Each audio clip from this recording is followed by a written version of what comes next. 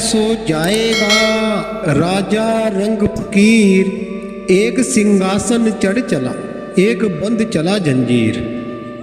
आइए साथ संगत जी, टेकचंद दास रविदास यूट्यूब चैनल आपका स्वागत और अभिनंदन करता है। गुरु रविदास महाराज जी की एक ठोस और पावन वाणी आप अर्थ सहित समझ लीजिएगा कि भविष्य में आपके काम आ सकती है। क्या बता रहे हैं गुरु रविदास महाराज, गौर देना कि क्या पढ़ सोया उठ जाग रे, तेरी पल पल उम्र घटे है। गुरु रविदास महाराज कह रहे हैं कि तू बहुत सो लिया, कि तू अब जाग जा, कि तेरी सांस दिन पे दिन तेरी कम होती जा रही है, तेरी उम्र धीरे धीरे कम होती जा रही है, कि तेरे सांस इस प्रकार से झड़ रहे हैं जिस प्रकार हवा पेड़ से पत्ते झाड़ देती है, कि पवन उसको उड़ाकर बहुत दूर ले जाती है, फिर दोबारा वापस नहीं मिलने वाले। जिस प्रकार से पेड़ पर फल लगता है और वो टूटकर नीचे गिर जाता है, तो वो फल दोबारा पेड़ पर नहीं लग सकता। इसीलिए कि ये मनुष्य चोला मिला है केवल उस मालिक परमात्मा की भक्ति के लिए। आइए पहली कली के द्वारा क्या बता रहे हैं गुरु रविदास महाराज, कि एक बार सोया गर्भ में ऊपर पग तेरा शीश नीच में। किस एक बार जब तू गर्भ में था उस समय तेरा शीश नीचे की तरफ था और तू वहाँ गुहार लगा रहा है उस मालिक से, परमात्मा से, कि हे मालिक मुझे इस गंदगी से, इस नरक से बाहर निकाल। और तू बाहर आकर उस मालिक परमात्मा को भूल गया है।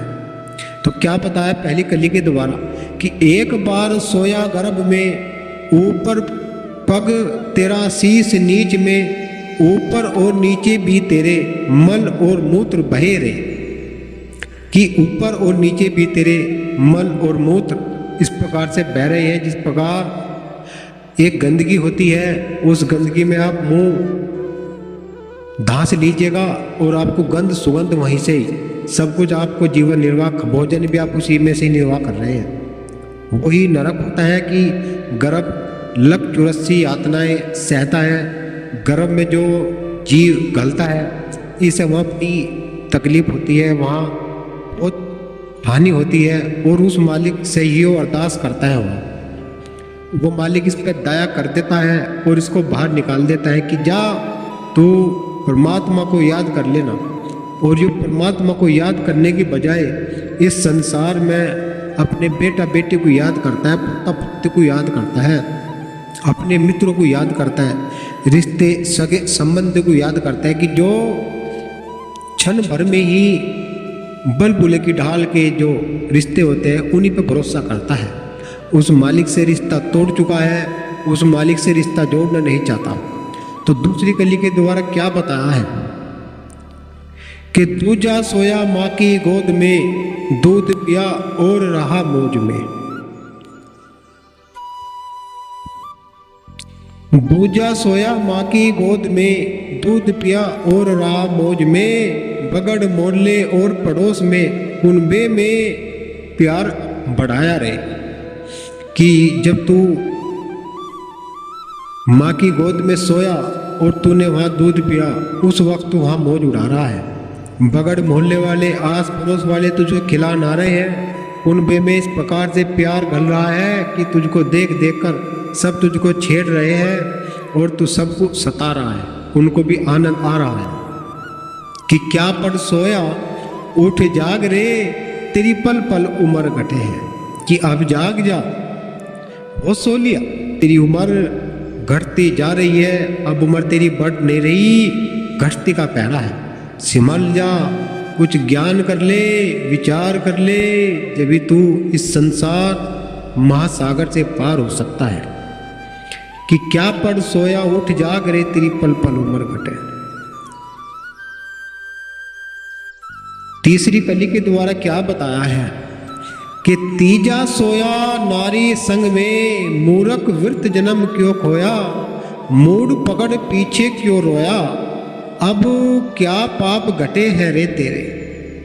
कि तीजा जब तू नारी के संग में सोया है तूने वहाँ अपने सारे सांस तो तूने वही उड़ा दी है। अब तू मुंह को पकड़कर पीछे क्यों रो रहा है? अब क्या तेरे पाप कहीं कटने वाले हैं? नहीं कटेंगे। जब समय था, जब तूने गौर करी नहीं, अब क्या होने वाला है जब चिड़िया चुग गई खेत? अब तेरे पास सांस भी नहीं बचे और तेरे शरीर में इतनी ताकत भी नहीं रही। क्या बताया है?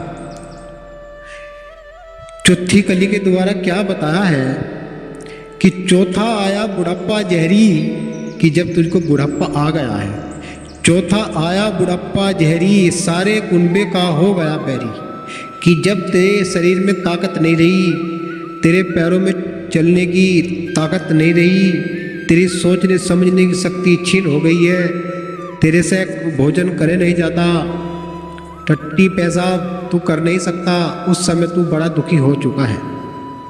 उस समय तेरा बेटा और बेटी सभी मना रहे हैं कि कब इसकी रांद कटेगी यहाँ से। जो तुझको खिला रहे थे मोहल्ले बगड़ वाले, जिसकी गोद में तू बैठकर सो रहा था, दूध पी रहा था और मौज उड़ा रहा था, वे सब कहाँ गए तेरे संगे संबंधी? उस समय तू क्या उस माया में लिप्त था, लेकिन तूने गौर नहीं फरमाई, समय तूने हाथ से निकाल दिया अपना। अब क्या होगा? अब कुछ नहीं होने वाला। कि चौथा जब बुढ़ापा आया जहरी, सारे कुनबे का हो गया बैरी, अब बेटा बेटी मनावे कब इसकी रांद कटे यहाँ से। कि क्या पढ़ सोया उठ जाग रहे, तेरी पल पल उम्र घटे। कि तूने अपना सारा समय वही बिगाड़ दिया है, वही खो दिया है, अब तेरा कुछ नहीं हो सकता। पांचवी कली के द्वारा क्या बिल्कुल लास्ट खोल बता दिया है महाराज ने, धर्मराज के जाना होगा, बीता हाल सुनाना होगा।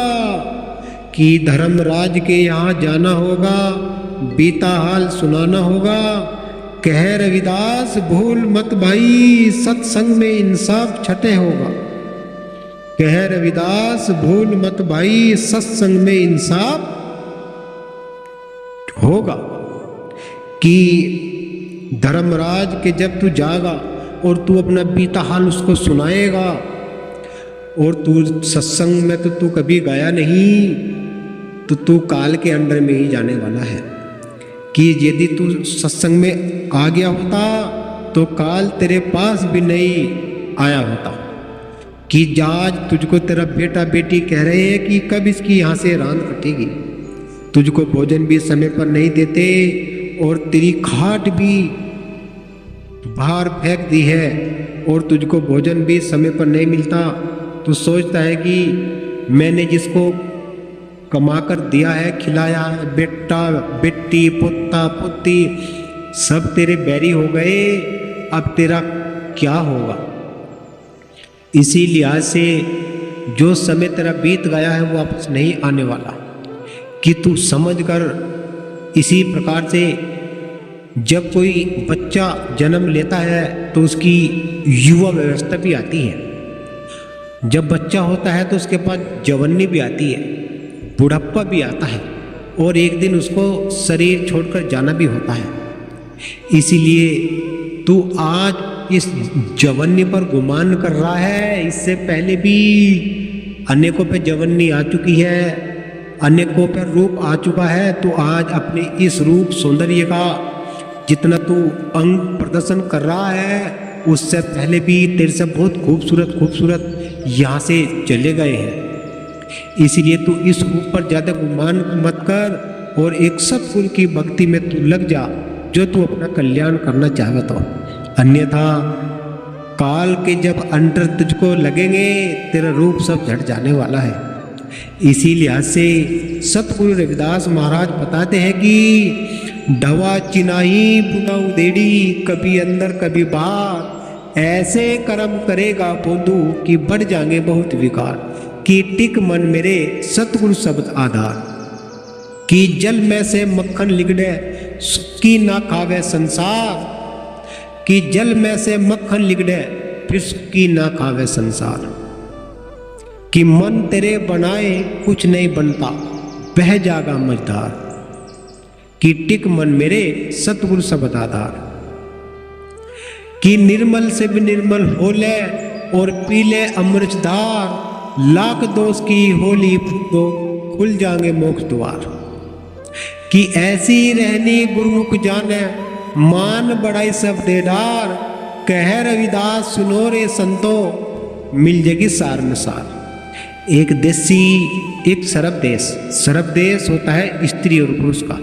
एक देसी सतगुरु का देश है, जहाँ रूप नहीं है। रूप तो इस संसार में होता है, जहाँ तक यो स्त्री पुरुष है वहाँ तक यो रूप से भी न्यारी भक्ति। सतगुरु रविदास महाराज निर्गुण धारा भक्ति के स्वामी मालिक हैं।